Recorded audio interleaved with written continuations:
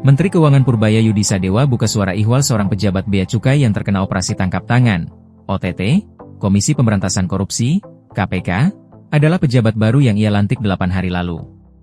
Pejabat bea cukai itu ialah Rizal, RZL, yang baru dilantik Purbaya sebagai Kepala Kantor Wilayah Direktorat Jenderal Bea dan Cukai, DJBC, Sumatera Bagian Barat pada 28 Januari 2026. Namun dalam OTT ini, status Rizal berkaitan dengan jabatan lamanya selaku Direktur Penindakan dan Penyidikan DJBC. Ya nggak apa-apa. Itu kan kita mengerti ada kebocoran atau kelemahan di sana-sini. Tapi kalau saya kasih tahu di depan nggak ketahuan tuh safe house-nya, kata Purbaya di kantor pusat Kementerian Keuangan, Jakarta, Jumat, 6 Februari 2026.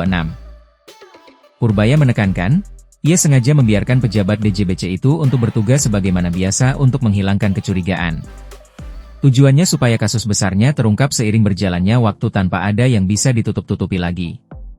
Dengan seperti itu mereka kan nggak curiga sehingga mereka berbisnis seperti basah sehingga bisnisnya ketahuan, ucap Purbaya. Sebagai informasi, KPK mengamankan barang bukti senilai 40,5 miliar rupiah dalam perkara suap usai melakukan operasi tangkap tangan, OTT, di Direktorat Jenderal Bea Cukai.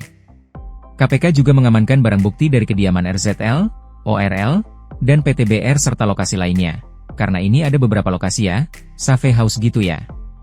Yang diduga terkait dengan tindak pidana ini, total senilai 40,5 miliar rupiah, kata PLT Deputi dan Penindakan KPK Asep Guntur Rahayu di Gedung Merah Putih KPK, Kuningan, Jakarta Selatan pada Kamis, 5 Februari 2026.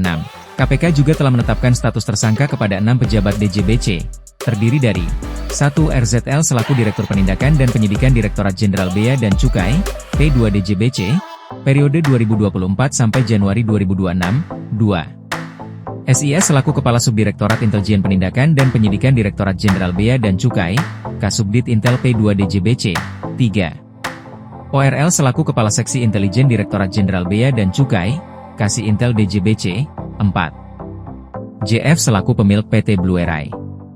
5. N selaku Ketua Tim Dokumen Importasi PT Blue Air.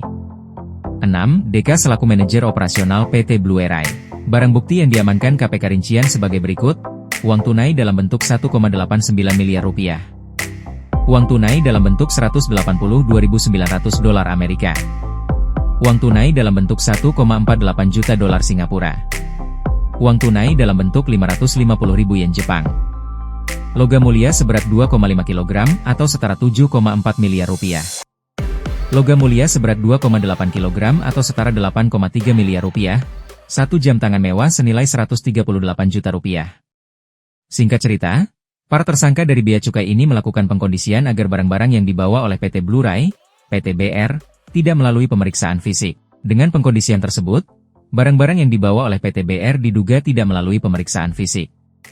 Sehingga barang-barang yang diduga palsu, KW dan ilegal bisa masuk ke Indonesia tanpa pengecekan oleh petugas bea cukai, jelas Asep.